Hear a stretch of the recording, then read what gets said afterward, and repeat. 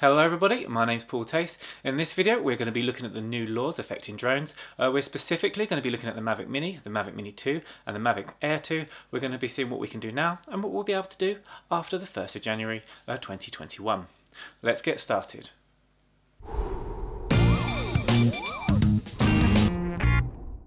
Okay guys, before we get started, I just want to say I'm not a legal expert. This is what I believe to be true, and I believe it's going to be fairly accurate. I'm sure if there are any inconsistencies or inaccuracies, people let you know in the comment section down below. Okay guys, so the first thing I want to say is I want to be looking at the Mavic Mini and the Mavic Mini 2. I'm going to go on the assumption that they're both going to fit into the same category moving forwards, so from then on I'm just going to call them both the Mavic Mini. I also want to have a look at the Mavic Air 2 because I know a lot of people that have said that because they've got to register their drone they're going to be looking at the Mavic Air 2. There's also some other laws that are going to be affecting the Mavic Air 2 that I'd like to highlight. So I'm going to start off with the Mavic Mini. If we look at this now, we don't have to have it registered. The only thing we have to bear in mind with the Mavic Mini is we do still have to obey the drone law. Now the drone law is going to say we can't go more than 120 metres in the air, we can't fly within 50 metres of buildings, 150 metres of build-up areas, and this should be things that people already know. You'll get a leaflet when you get your Mavic Mini through, and there's plenty online to find out all the laws and the drone code. I'll drop a link to the CAA website down below where you can do your demaras. You've got a multiple choice of 20 questions, and it's also where you can register your drone as well. As of the 1st of January 2021, we're going to need to have registered our drone.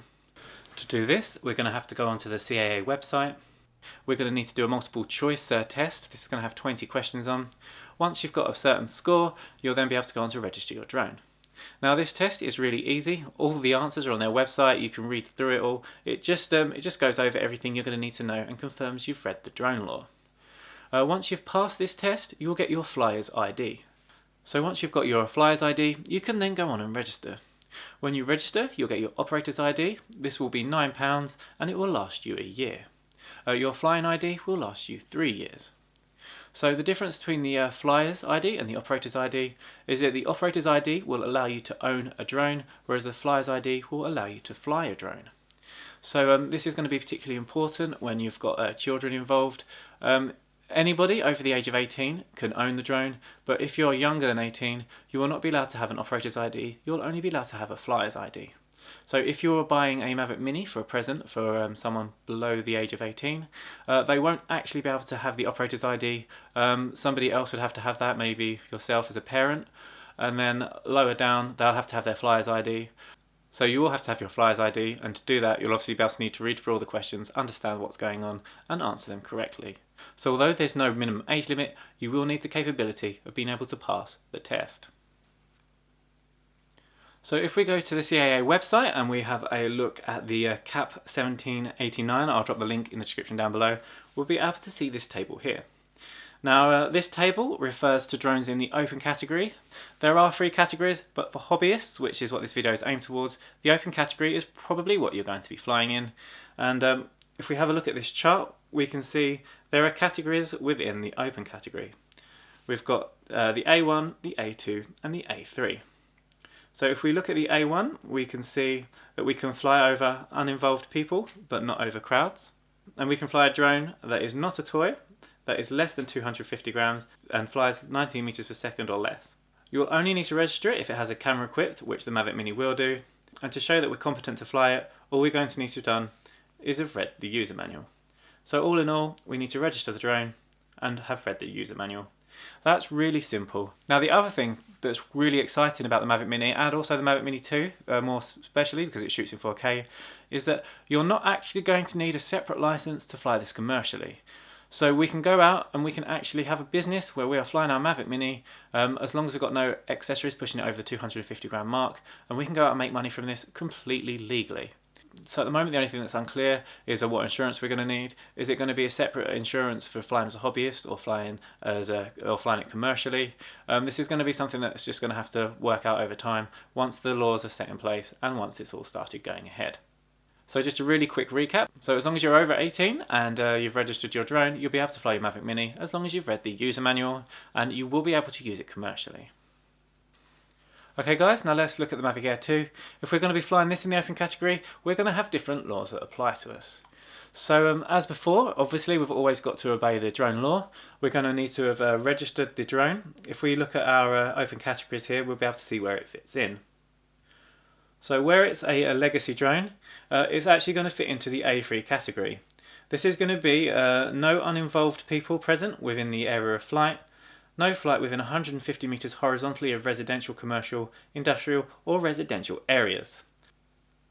Now it's a legacy drone and it's going to weigh less than 25 kilograms. You're going to need to have read the user manual, done online training and an online foundation test. Now this is going to be the test within the Demares website, which is going to be done when you register. Now this is really bad news for us, obviously. This is really restrictive. Now there is a way around it. What you can do is take the A2 CFC. This is the A2 Certificate of Competency, and this is going to be valid for 2 years. If we take this test, which I believe is ranges from about 120 to 250 pounds, this is going to put us in the A2 category, but with restrictions. This is going to mean that we can fly no closer than 50 metres horizontally from uninvolved persons, and it's going to be in the A2 transitional class. So this is only going to be valid for 2 years and not after the 31st of December 2022. This applies to the Mavic Air 2 because it's less than 2 kilograms. Again, we're still going to need to register this. The minimum age is going to be 13 years to be able to fly it.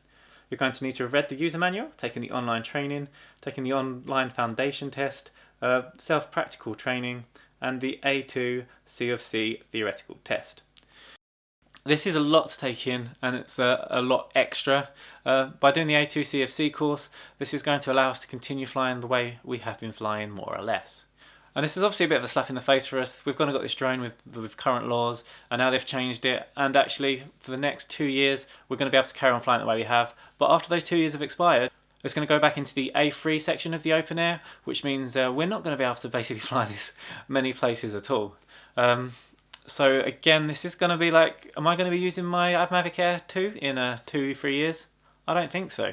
Hopefully there's going to be more drones out there, but after I've just spent £1,000 on a drone, I would quite like it to last at least 4 or 5 years, you know, not just the 2 years. So that's a bit of a shame. Now, if this wasn't a legacy drone and this had markings on, like I believe it would be a C2 drone, we would be able to fly in the A2 category forever. However, this hasn't happened. They haven't labelled it as a C2 drone. So we're not going to inherit the laws that go along with the C2 drone permanently. Now a lot of people have been hoping that in hindsight they could just like back label the drone as a C2 drone. So after 2 years they'd say actually now it's a C2 drone and you can fly it as you would do in the A2 class. However, it's been confirmed that this is not going to happen.